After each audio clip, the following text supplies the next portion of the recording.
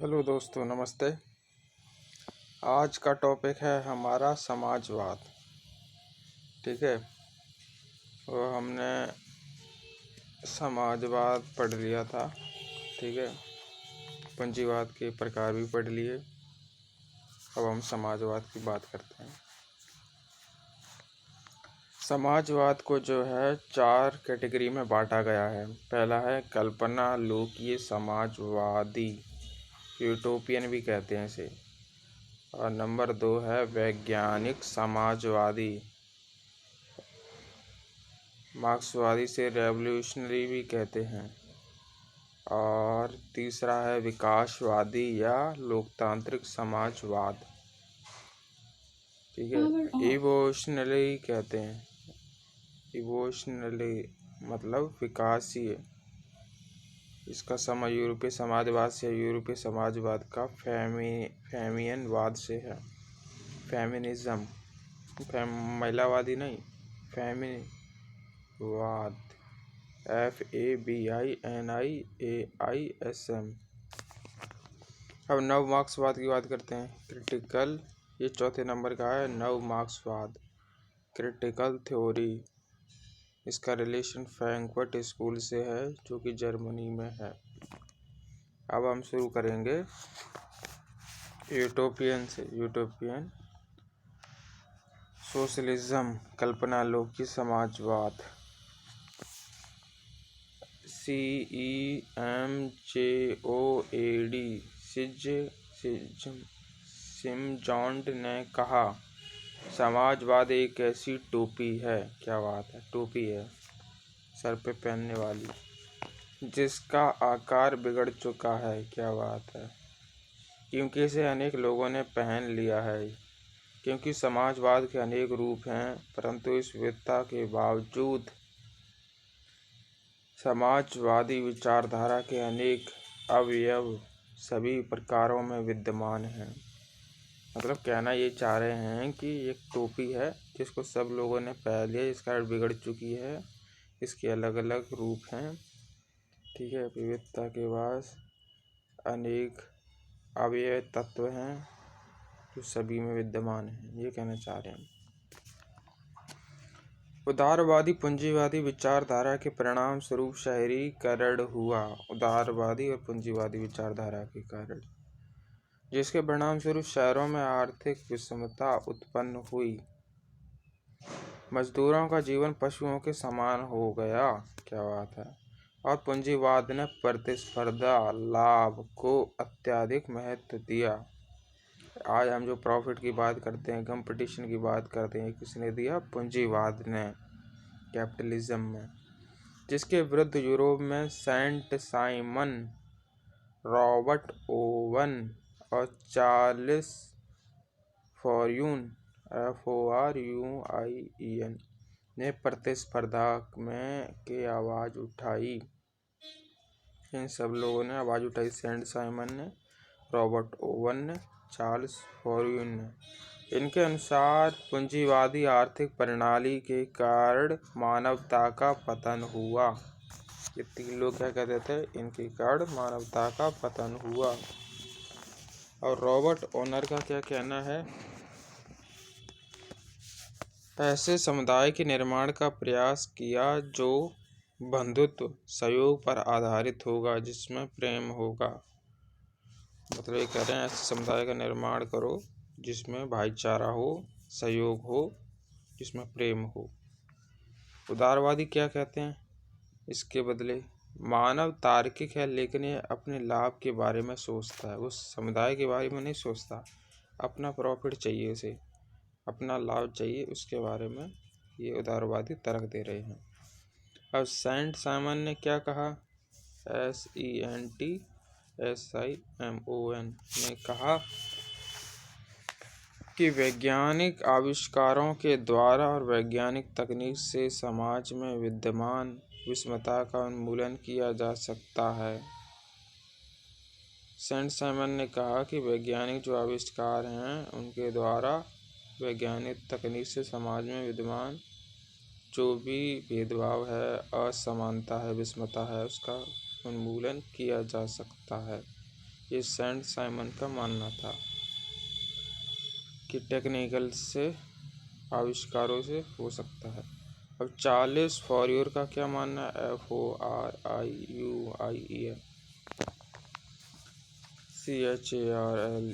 Charles फॉरियर का मानना है ने आर्थिक समानता की स्थापना के लिए फ्लैंक्स PHALANX यानी समुदाय का निर्माण किया। फ्लैक्स एक समुदाय है शायद, उसका निर्माण किया है चार्ल्स फॉरियर ने। कल्पना लोग की समाजवाद की बात करते हैं।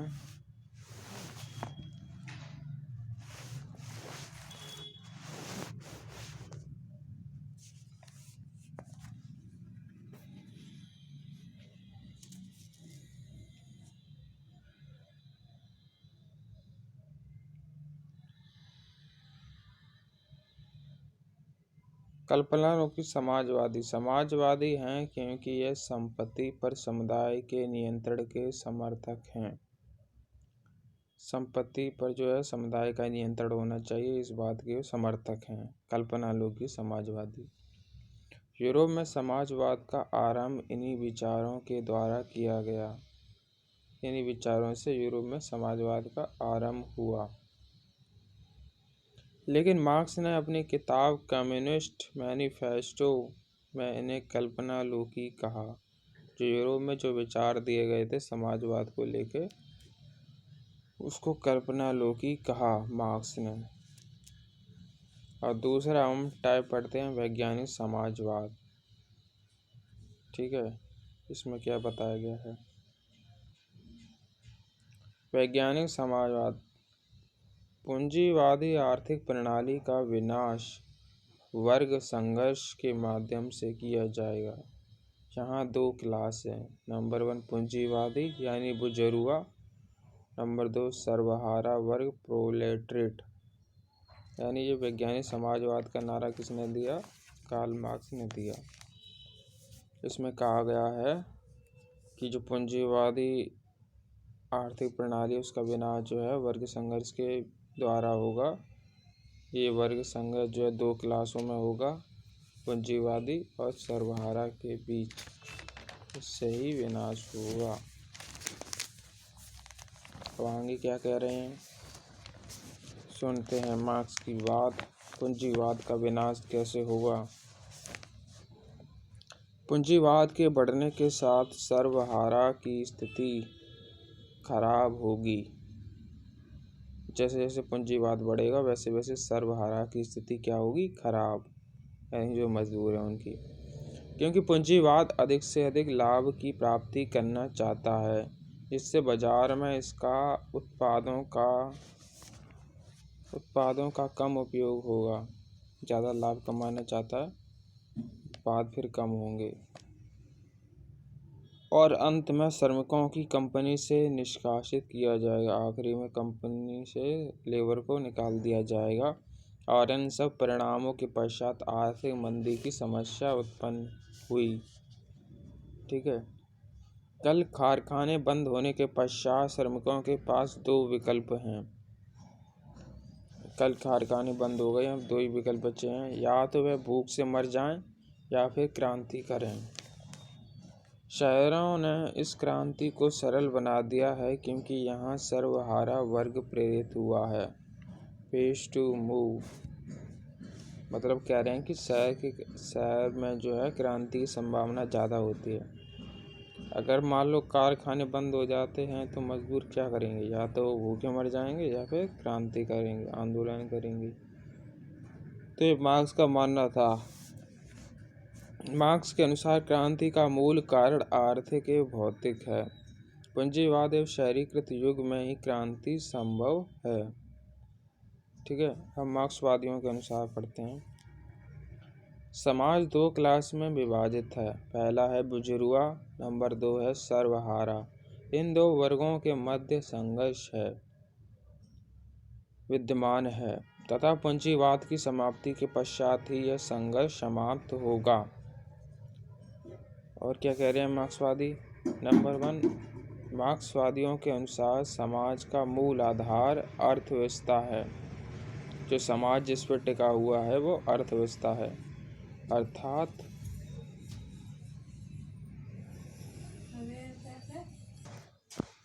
अर्थात आर्थिक नीतिवादी को मानते हैं। अर्थव्यवस्था का मुख्य आधार है निजी संपत्ति। इस प्रकार यह अर्थव्यवस्था पूंजीवाद पर आधारित है। मतलब कह रहे हैं जो अर्थव्यवस्था समाज का आधार क्या है, मूल आधार अर्थव्यवस्था। अर्थव्यवस्था का मुख्य आधार क्या है, निजी संपत्ति। इस प्रकार अर्थव्यवस्था पूंजीवाद पर आधारित है। पूंजीवाद में किस पर जोर दिया जाता है, निजी संपत्ति पर। ठीक है। दूसरा पॉइंट है, मार्क्सवादी पूंजीवाद के विनाश की बात करते हैं। अगर यह नहीं होगा तो निजी संपत्ति नहीं होगी। ठीक है। जिस कारण क्लास का विभाजन समाप्त हो जाएगा और फिर राज्य की भी आवश्यकता नहीं होगी। मतलब ये है कि अगर मार्क्सवादी कह रहे हैं कि पूंजीवाद का विनाश कर दो तो निजी संपत्ति अपने आप ख़त्म हो जाएगी और क्लास का जो डिवीज़न है लेबर और अमीर का वो भी ख़त्म हो जाएगा। फिर स्टेट की भी कोई ज़रूरत नहीं पड़ेगी।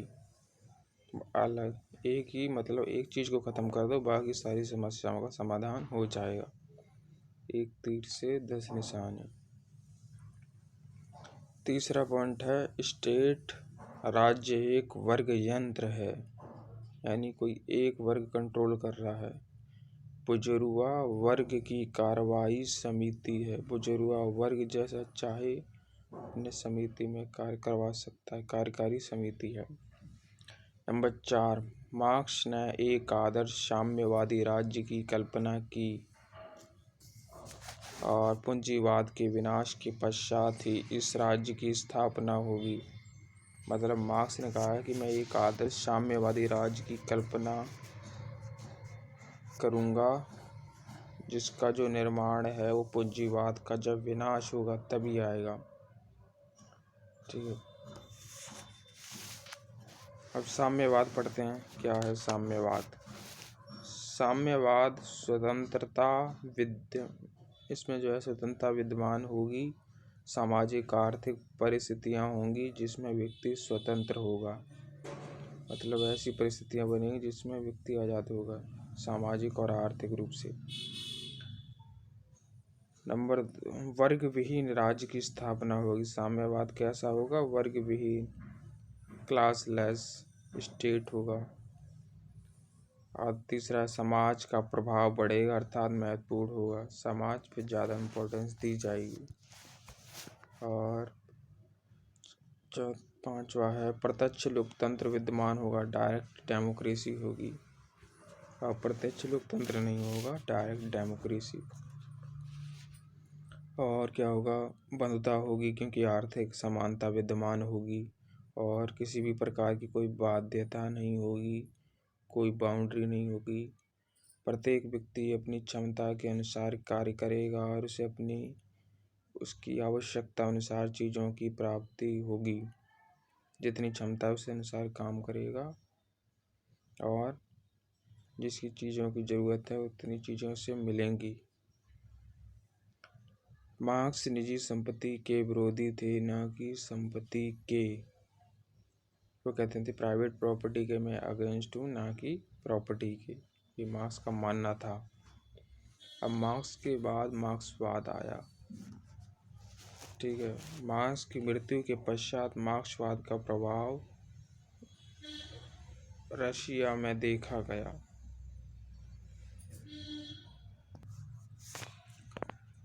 रशिया कृषि पर आधारित अर्थव्यवस्था थी तथा किसान विद्यमान थे। ना ही औद्योगिकरण था, ना ही शहरीकरण की प्रक्रिया थी। कम्युनिस्ट पार्टी थी। मतलब जैसे यूरोप में था, फैक्ट्री भी हों, शहर भी हों, ऐसा कुछ नहीं था। ना लेबर थी, बस किसान थे। रशिया में कृषि आधारित अर्थव्यवस्था थी। इंग्लैंड पूंजीवादी व्यवस्था थी, औद्योगिकरण शहरीकरण था। हॉलैंड में श्रमिक वर्ग विद्यमान था। अब लेनिन के अनुसार लेनिन क्या मानते हैं? मार्क्स की मान्यता पूर्ण रूप से सत्य है। वर्तमान में परिवर्तन का मूल कारण साम्राज्यवाद का विकास है। जो मूल कारण है परिवर्तन का वो है साम्राज्यवाद। जो पूंजीवाद का उच्चतम विकास है, जो पूंजीवाद की जो हाईएस्ट स्टेज है वो साम्राज्यवाद है। लेनिन की बुक है प्लेनकर PLEKHANOR की बात की लेनिन ने नहीं मानी। लेनिन का साम्राज्यवाद पूंजीवाद का ही उच्चतम रूप है। साम्राज्यवाद के कारण पूंजीवादी देशों को अफ्रीका के बजाय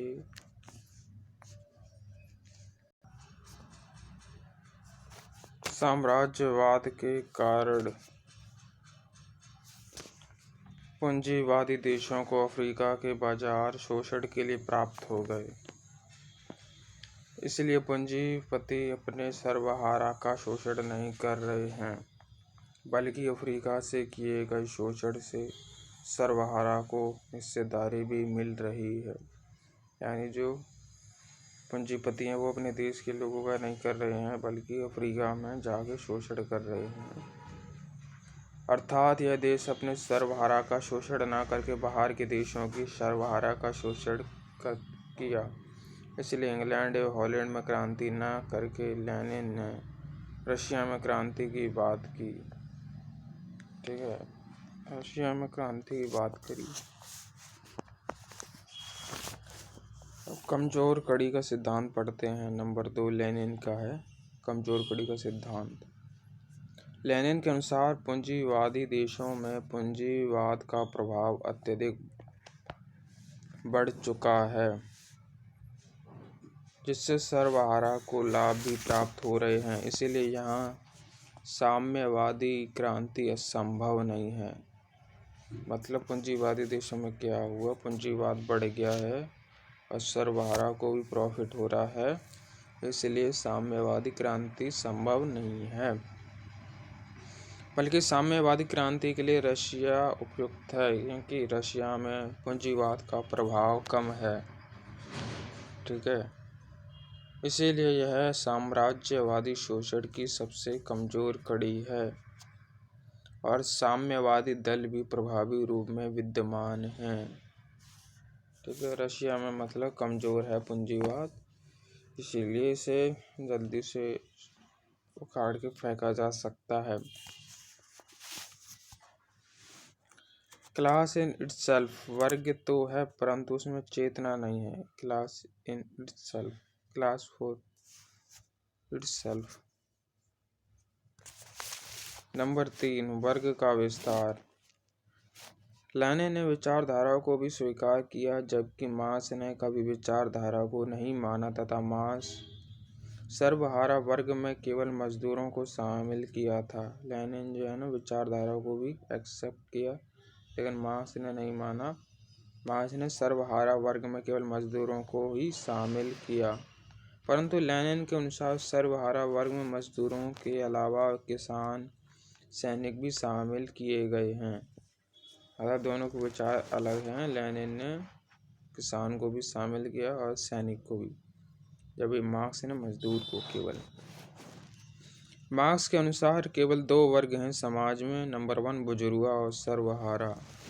अब मार्क्स और लेनिन के विचार अलग अलग कैसे हैं बताते हैं आपको।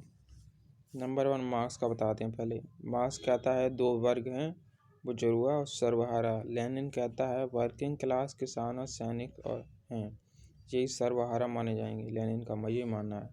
नंबर 2 रेवोल्यूशन स्पॉन्टेनियस और ठीक है अपने आप होगा मतलब। और लेनिन क्या कहता है क्रांति के लिए पार्टी की आवश्यकता, अपने आप कोई चीज़ नहीं होती। नंबर 3 मार्क्सवाद मार्क्स कहते हैं पूंजीवादी समाज में विचारधारा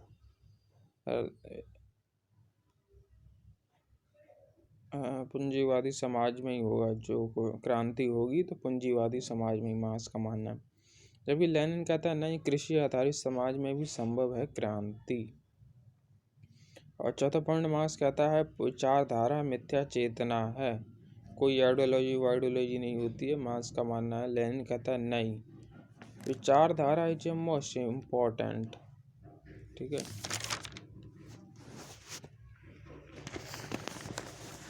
अब हम बात करते हैं रसिया में मार्क्सवाद का विचार, साम्यवाद। ठीक है, माओ नंबर 1, माओ त्से तुंग ने भी साम्यवादी दल को क्रांति के लिए अत्यधिक महत्वपूर्ण माना है। साम्यवादी दल होगा तभी तो क्रांति होगी, इसलिए माओ त्से तुंग ने भी महत्वपूर्ण माना है इसे। लेकिन उसके साम्यवादी दल का नेतृत्व उसके किसानों के हाथों में होगा, और माओ में किसानों को सर्वहारा वर्ग का अग्रणी माना। माओ ने कहा किसान जो हैं अग्रणी हैं, ठीक है, इनके हाथ में नेतृत्व होना चाहिए। नंबर 2, माओ ने क्रांति के लिए भौतिक परिस्थितियों के बजाय विचारों को चेतना की क्रांति के लिए सर्वाधिक महत्वपूर्ण माना। उन्होंने कहा भौतिक परिस्थितियां बनने की जगह विचार यानी चेतना को जागृत करके क्रांति करना चाहिए।